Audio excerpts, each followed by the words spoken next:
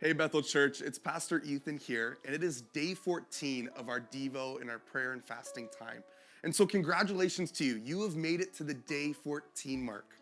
And in the Devo today, it kind of talked about when we get to this point, how sometimes we can be focused on the bad. And sometimes, for example, if maybe you're fasting social media, you might be worried that you're missing out on the social media trend. If you've been fasting food, you might be starting to feel a little bit hungry at this point.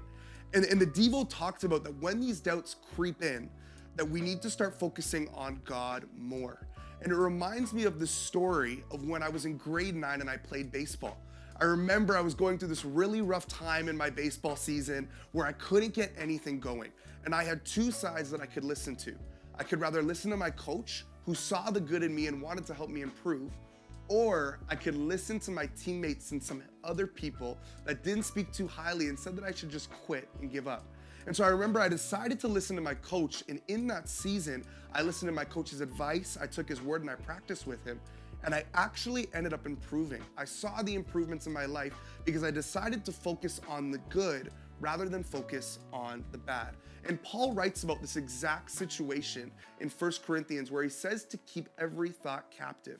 And for us, what this means is this: when we have a thought or a doubt, we actually are allowed to try it and listen to what God has to say.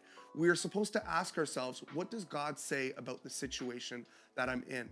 And so my prayer to you is that as you move forward with this time and as we go on through the rest of this devotional plan, that you would focus on what God has to say. And when doubts creep in, that you would take that thought captive and listen to the voice of the Lord.